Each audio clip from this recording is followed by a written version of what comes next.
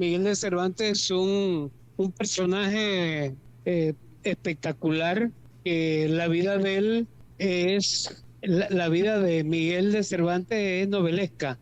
novelesca como son pues sus novelas. Él primero tuvo una actuación militar, estuvo en el Mediterráneo, en una batalla que tuvo el Imperio Español contra el Imperio Otomano, y él participó en esa batalla y como militar, y después allí resultó apresado y estuvo 5 años preso, y parte de su prosa y su novela, bueno, no sé, debe ser filolector. Bueno, filolector, doctor Rafael Cantaredo, ahora sí terminé la presentación. Oye, para comentar tenemos un club de lectura, Rafael, que ha estado creciendo desde hace ya diríamos desde hace un par de años, desde pandemia, ¿no? Y que se ha mudado ya a la parte presencial. Y ha sido muy, muy bonita la experiencia, cómo la lectura también puede transformar y cambiar las perspectivas. Creo que en algún momento tendríamos que hablar de eso. Sí, por supuesto. Ya tenemos 3 años. Así que no es poco, no es cosa menor. Pero bueno, Rafael, y hablando de lectura, que nos quedó pendiente de la semana pasada, uno de los perfiles que teníamos allí era a Miguel de Cervantes, ¿no? Sí, por supuesto. Miguel de Cervantes es un personaje eh, espectacular, que la vida de él es, la vida de Miguel de Cervantes es Ujú. novelesca como son pues sus novelas. Él primero tuvo una actuación militar, estuvo en el Mediterráneo, en una batalla que tuvo el Imperio Español contra el Imperio Otomano, y él participó en esa batalla y como militar, y después allí resultó apresado y estuvo 5 años preso, y parte de su prosa y su novela tiene que ver con esa experiencia de él haber estado preso. Estuvo preso en Argel, que es el norte de África. Bueno, esa pelea era allí en parte del Mediterráneo, el Imperio Otomano, que ha surgido varias veces, y en esa oportunidad, en la época de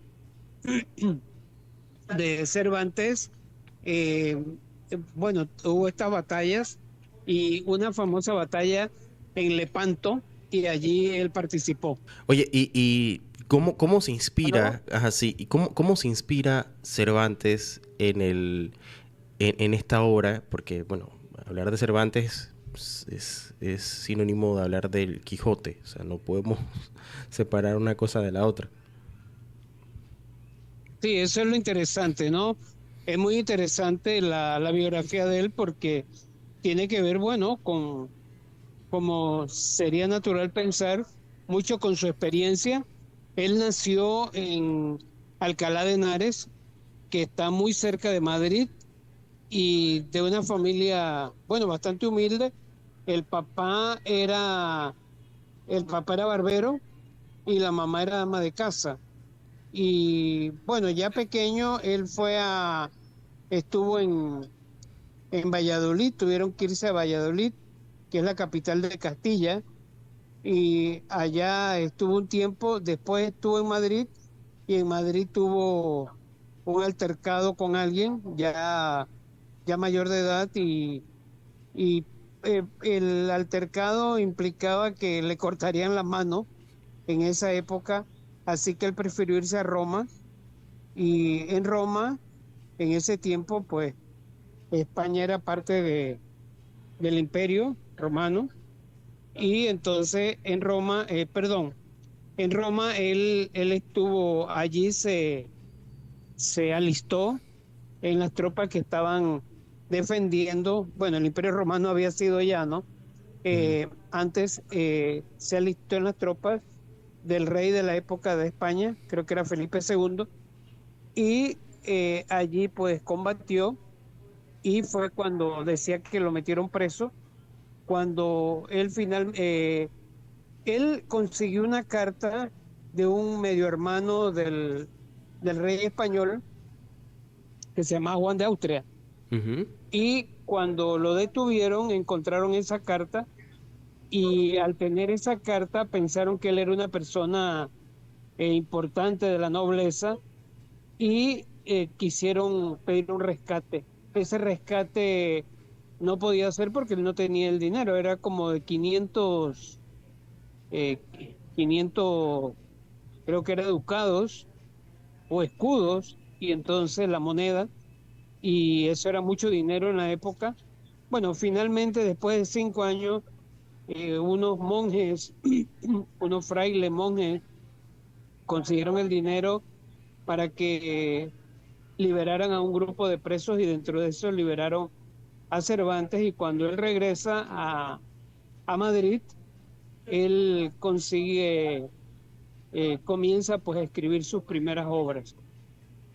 Allí escribió La Galatea, que fue una novela, eh, también escribió pues escribió poemas también y él pidió, él siempre quiso ser como funcionario, pidió y gracias digamos, a la parte militar que él había hecho, él pidió que lo mandaran a América.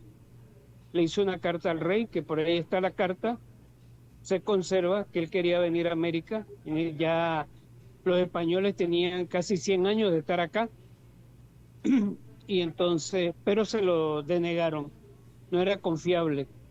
Y finalmente él se convirtió en los que cobran los impuestos, pues, un tiempo, y eso le permitió también trasladarse a diferentes lugares.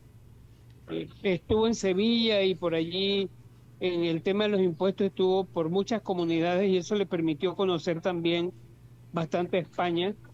Y ya en 1605 él publicó la primera parte del Quijote.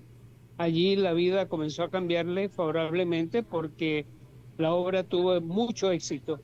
La obra, esta primera parte del Quijote y la segunda también, pero la primera parte es un retrato de la sociedad española de la época, es un retrato de la sociedad europea de la época, con todas las contradicciones, los diferentes grupos sociales, la nobleza, los hidalgos, los pobres, la gente de la monarquía, y es una sátira en muchos aspectos que tiene bastante de la experiencia de vida que él había tenido y aparte de eso tiene pues como decía mucha sátira, es una reflexión social y no solo eso, es la primera novela moderna. Hasta ese momento, incluidas las novelas que él había escrito antes, como La Galatea, eran más de tipo pastoril, de tipo el caballero que siempre gana. Acá no, acá se trata de un personaje que finalmente le está desquiciado.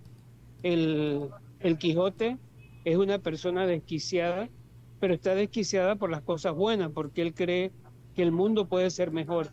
Y ahí están todos los valores perennes del ser humano, la Ujú. solidaridad, la libertad, la honestidad, están todos los valores puestos allí y están también todos los vicios, Ujú. como la corrupción. Y por otro lado, es la primera obra donde hay eh, ¿cómo se dice? Un registro de palabras, de refranes, de la forma en que se hablaba y se escribía en esa época.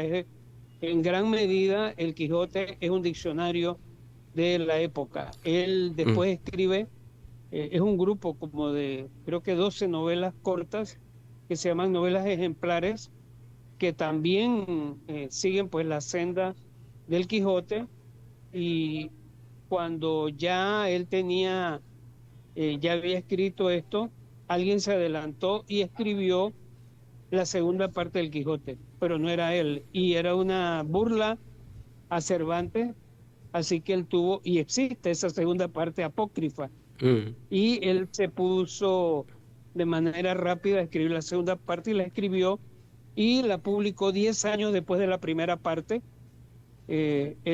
una de las mejores historias de la humanidad, El Quijote, esas dos partes, y el año siguiente de la publicación de esa segunda parte, él falleció. Wow. Interesante, Rafael.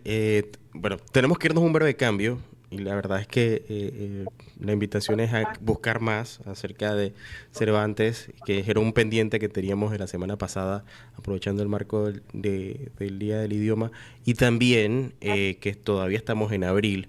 Pero a la vuelta, que nos queda un poco más de tiempo, de repente pudiéramos hablar también de un perfil panameño, como lo fue Justo Arosemena, y también tu opinión de lo que nos resta de estos días, Rafael, de cara a lo que serán las elecciones del próximo domingo. Por supuesto. Claro que sí. Bueno, vamos al cambio comercial. Ya regresamos en breve. Usted no se vaya, esto es Relax. Sí, seguimos en perfiles con Rafael Candanedo. Rafael, filólogo, gracias por acompañarnos y seguir aquí con nosotros en esta segunda parte. Hablábamos un poco de eh, Miguel de Cervantes Saavedra. Hablemos ahora de un perfil panameño como lo fue eh, Justo Arosemena. Bueno, Magdiel, sí, ¿Sí? sí. Bueno, Justo Arosemena Quesada, él ha sido uno de los panameños más importantes, una persona altamente excepcional. Su padre, Mariano Arosemena, fue uno de los redactores del Acta de Independencia de Panamá de España en 1821. En ese tiempo, Justo Arosemena tenía apenas 4 años Mm, cuando ocurrió ese acontecimiento, y Mariano Arosemena fue fundador ese mismo año, al inicio de año, se fundó la Miscelánea del Istmo, que es el primer periódico panameño. Uno de los fundadores fue Mariano Arosemena, y de ese grupo de fundadores de la Miscelánea del Istmo es uno de los que más escribió. Incluso él llegó a ser jefe de redacción de La Estrella de Panamá. Y Justo Arosemena, él creció con ese ímpetu del padre, ese ímpetu, vamos a decir, patriótico. Él contaba, ya mayor, que de niño le impresionó mucho que en la sala de su casa, bueno, era una casa sencilla, una casa humilde, en el salón de su casa estaba exhibida exhibido un ejemplar del Acta de Independencia de Panamá de España. O sea, esa era como, vamos a decir, la gloria de su padre, don Mariano Arosemena, que es considerado uno de los padres de la historia panameña, porque él también, aparte de dedicarse al periodismo, se dedicó también a la historia. Y justo tuvo pues la oportunidad de ir a estudiar tanto a Colombia como a Perú. Él estudió en ambos lugares, incluso llegó a ser doctor en jurisprudencia como equivalente pues a derecho, y comenzó a tener una vez se graduó, una vida bastante agitada en cuanto al ejercicio del derecho, y posteriormente ya él también comenzó a tener una actividad bastante política. Un dato interesante, aparte de su ejercicio también como colaborador de diferentes periódicos, hubo muchas publicaciones en Panamá en el siglo XIX, publicaciones que eran de carácter, algunas de muy pocas ediciones, pero había una gran actividad entre las personas que escribían en la época de participar en medios de comunicación, y Justo Arosemena era una de esas personas. No obstante, algo que me parece que vale la pena señalar importante, que él fue redactor de la primera constitución de la República Panameña, que se llamó la República del Istmo. No estamos hablando de la república que conocemos hoy, la de 1903, sino una república de 1840, que Claro, duró más de un año, claro, que un año y 2 meses. justo eso también Duró, quería, y el sí, presidente de esa república, sí, el presidente de esa sí, república, sí, el presidente de esa república fue Herrera, Tomás Herrera.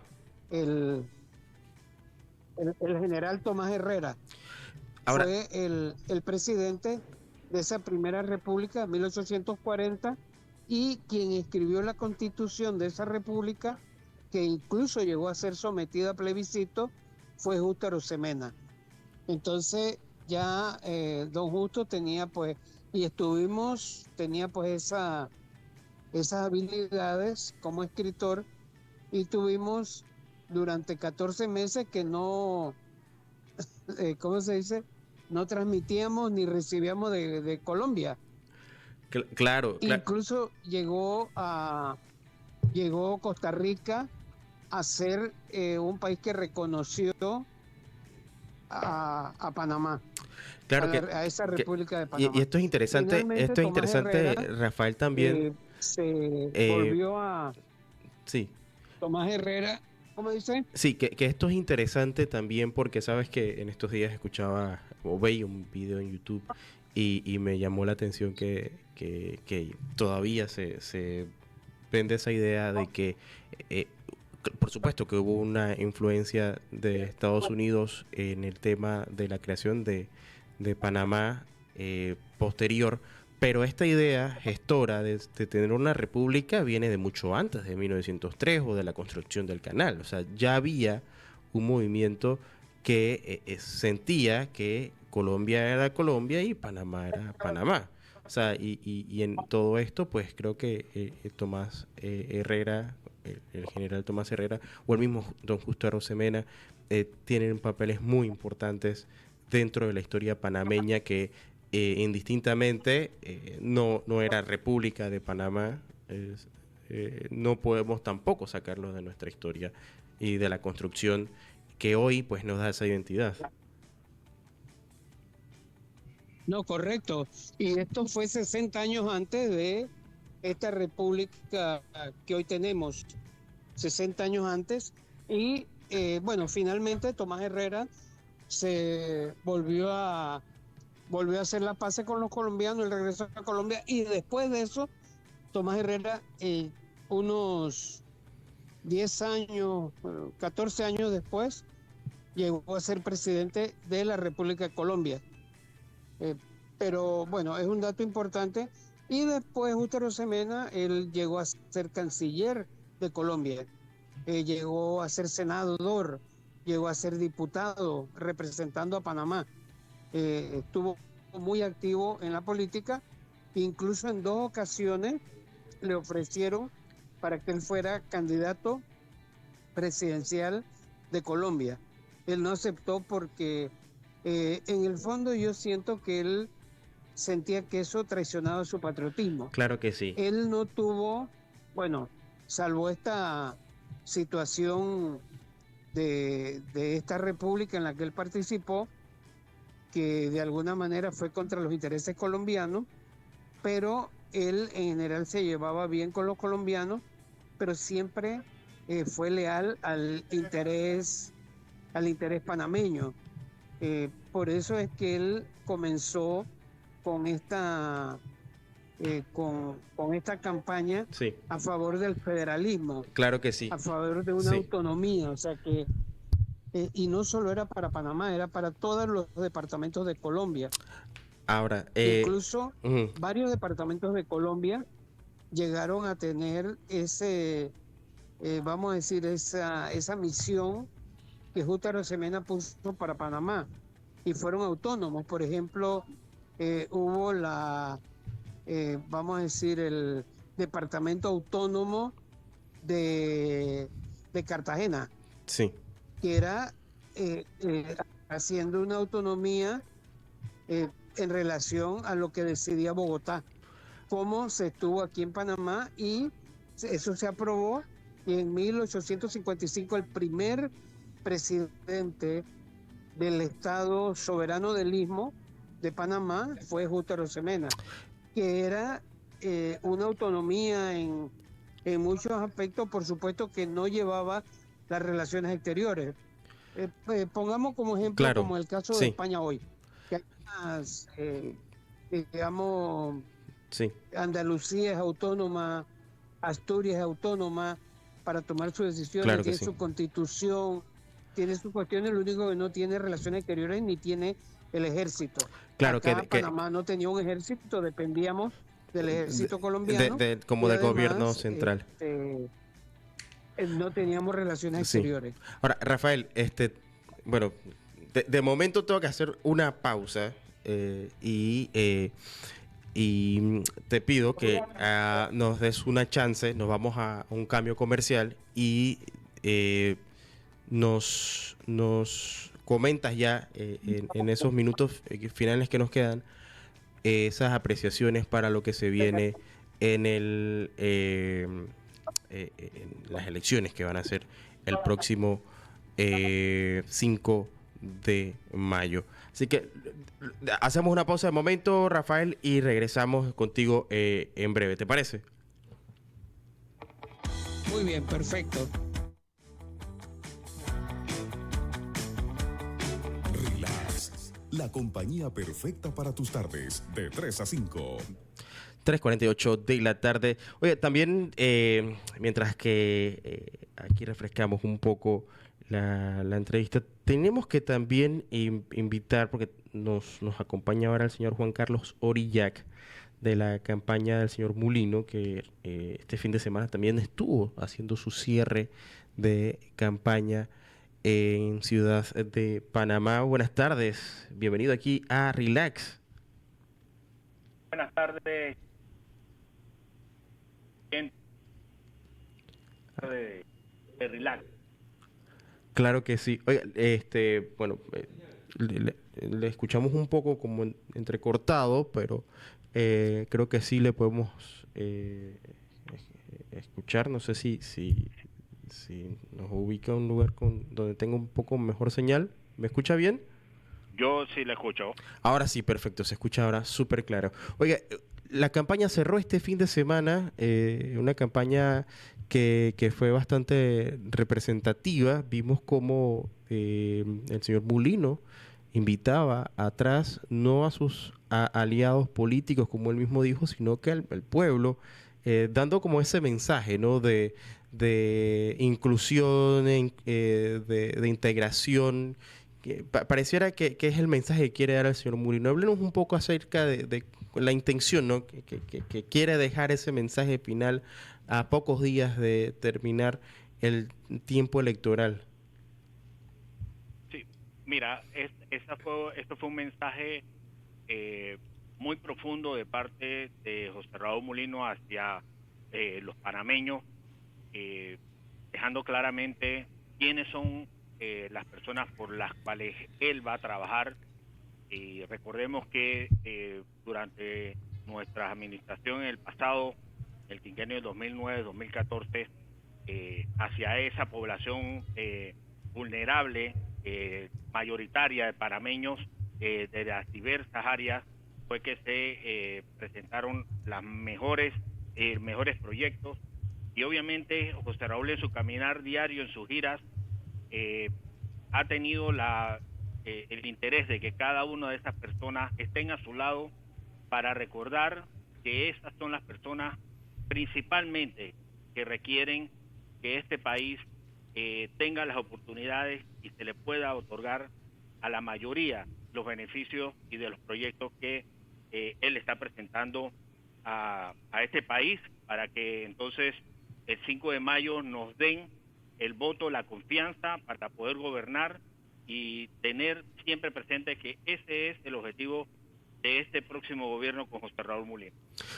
¿Hay optimismo para este 5 de mayo? ¿Se mantiene esa euforia, ¿no? Por la carrera a la presidencia. Veíamos hace un tiempo al señor Mulino encabezando las encuestas. ¿Ustedes están todavía confiando en las mismas? ¿Creen que le va a ir mejor?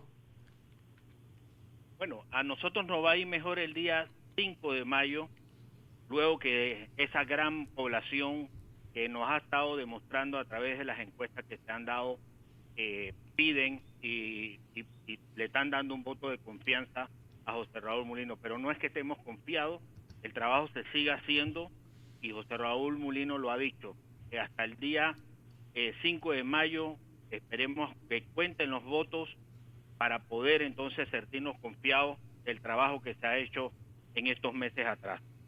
Nosotros no vamos a parar bajo ninguna circunstancia, seguimos trabajando, seguimos organizando para el 5 de mayo, porque este día hay que tener totalmente sincronizado para poder entonces ser victorioso en el tema de la presidencia.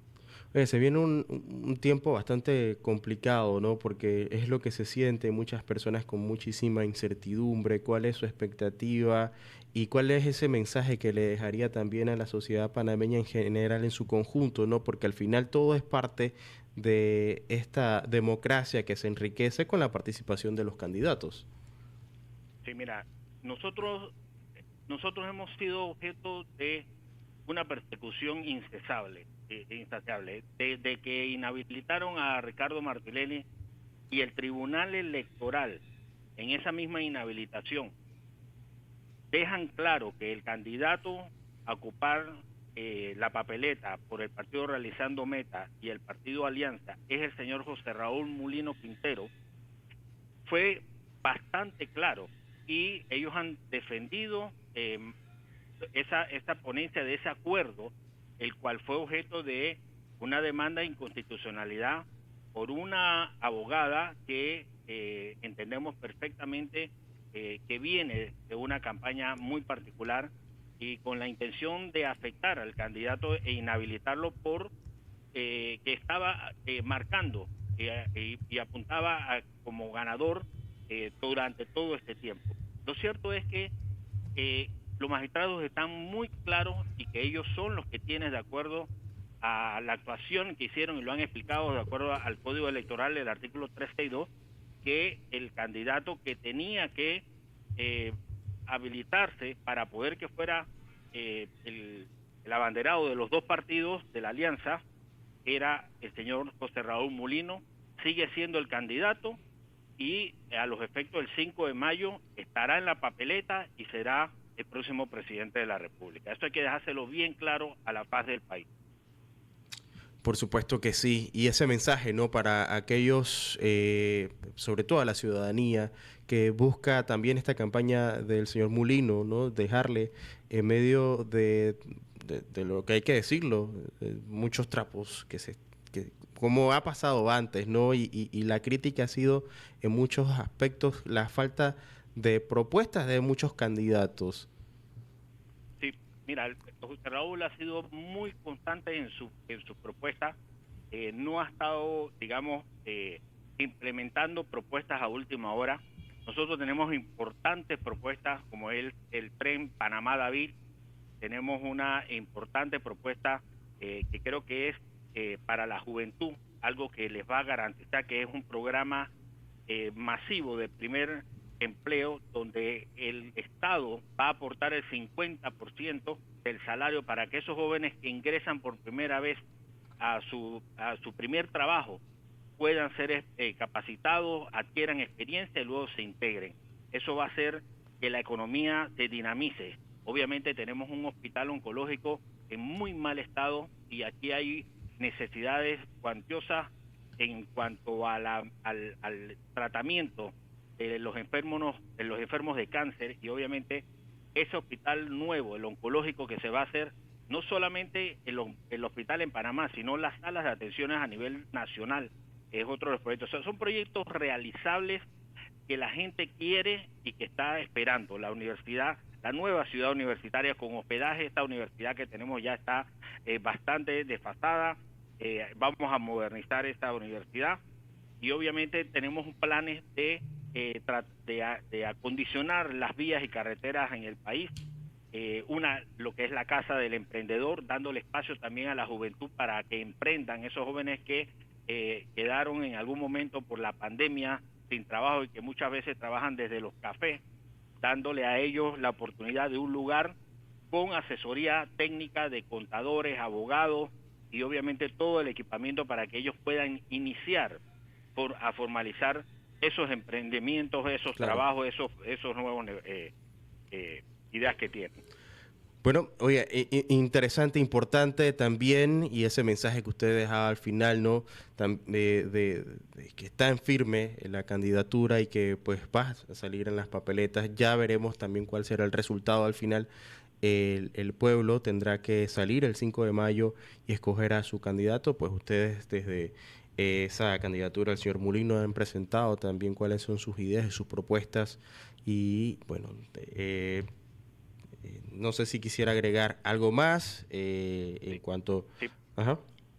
Sí, por supuesto. Mira, lo más importante que quiero agregar es la invitación a todos los panameños para que nos den la confianza este próximo 5 de mayo votando en la papeleta de Realizando Meta, la casilla número 7, un solo gancho, o en la papeleta de Alianza, el número 6, un solo gancho, para no anular el voto y poder entonces así darle la oportunidad a un gobierno que ha puesto y ha tenido la experiencia de darle a los panameños lo que se merecen.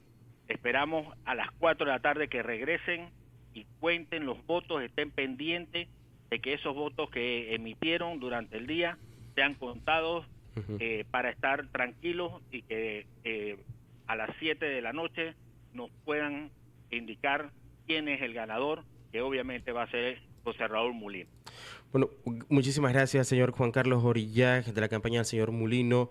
Tenemos que irnos a un cambio, pues, y bueno, ya usted lo ha dicho, ahí está la invitación dada, y ya nos hablaremos más adelante, ¿no? De cualquiera que sea el resultado, para tener esa actualización también de cómo seguirá el país luego de estas elecciones.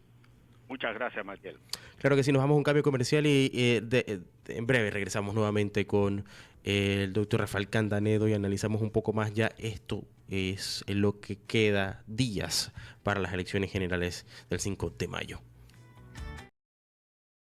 A toda la audiencia de Radio Ancón, es un gusto para nosotros estar esta tarde con ustedes. Y para nosotros que nos acompañe y nos cuente un poco acerca de esto, porque entiendo que consiste en un torneo, no una caravana de fútbol, ¿cierto? No. ¿No? Claro, es un torneo amateur, le hemos llamado de Copa Caravana de fútbol. Ajá. Cuéntenos un poco en qué consiste. Bueno, primeramente apreciamos sinceramente este espacio para poder compartir con toda su comunidad de lo que se trata este evento. Es crucial destacar que la Copa Caravana va más allá de ser una simple competencia deportiva. Es un llamado a una acción, a una invitación a unir fuerzas en favor del bienestar de los más vulnerables en nuestro país.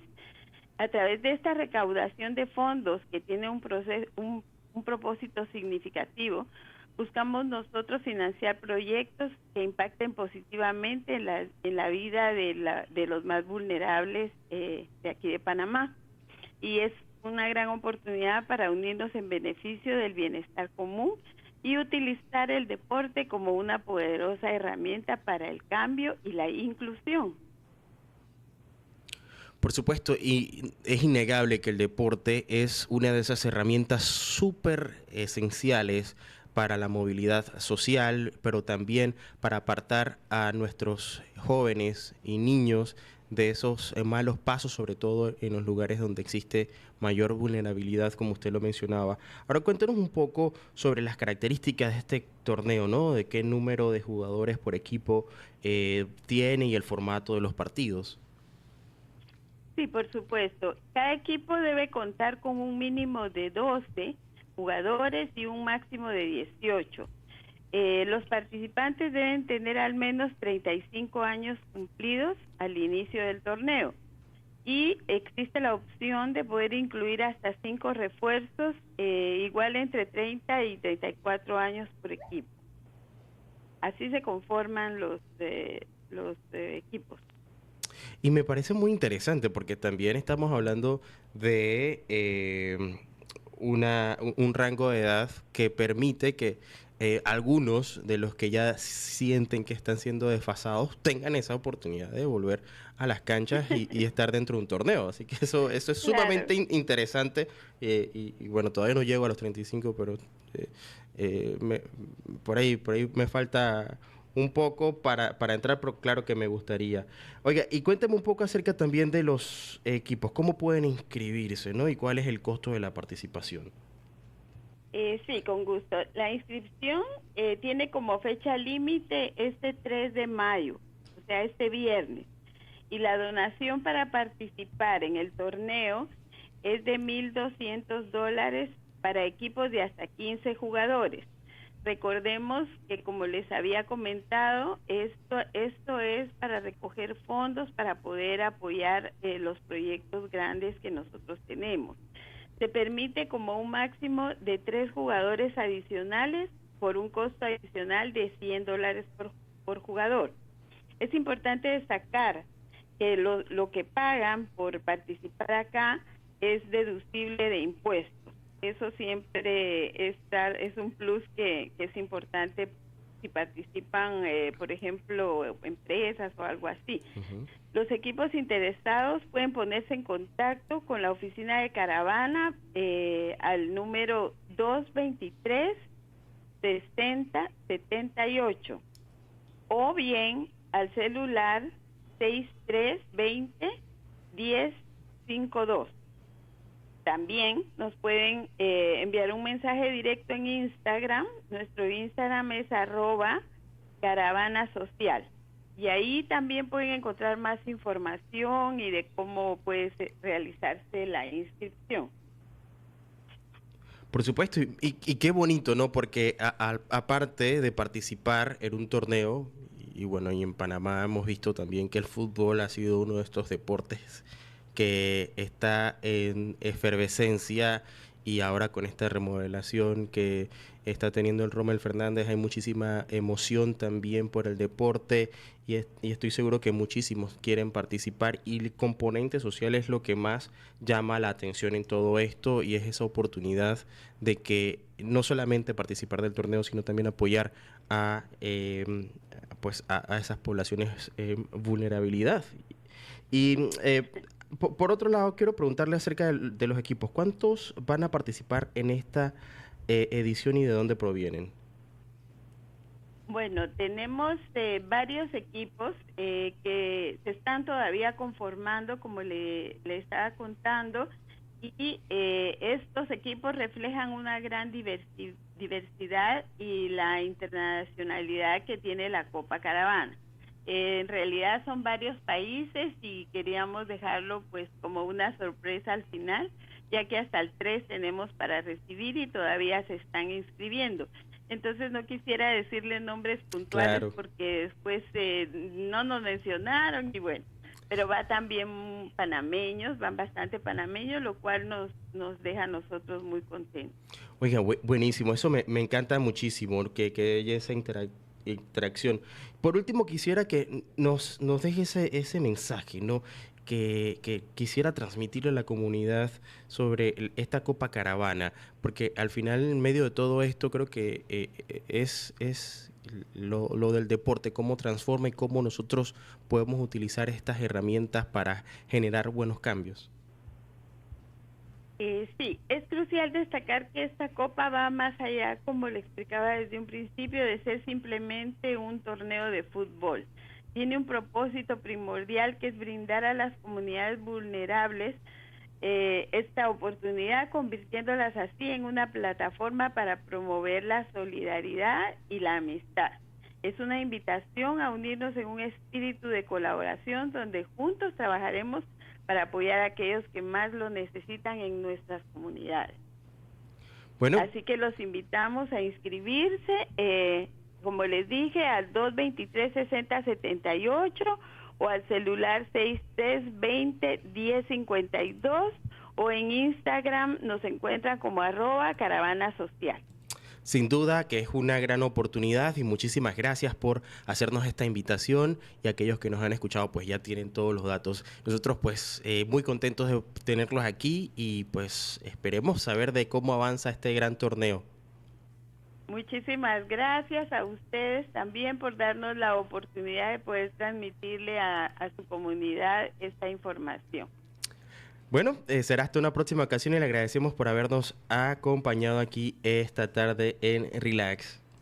Igualmente a ustedes, un abrazo. Muchísimas gracias. Era la socia representante de Chile ante la Caravana de Asistencia Social, Catalina Ocampo, haciéndonos esta gran invitación. Esta fue nuestra primera entrevista. Ya tenemos con nosotros aquí conectado a Rafael Candanedo. Vamos a hacer la conexión ahí con Claudio Quiroz para que nos ayude haciéndonos la conexión para la siguiente entrevista que vamos a tener en Relax. Oye, les comentaba que nos queda poco, estamos a poquito del cierre de de las campañas electorales, y vamos a hablar acerca de esto, por supuesto, dentro de poco con el doctor Rafael Candanedo, pero también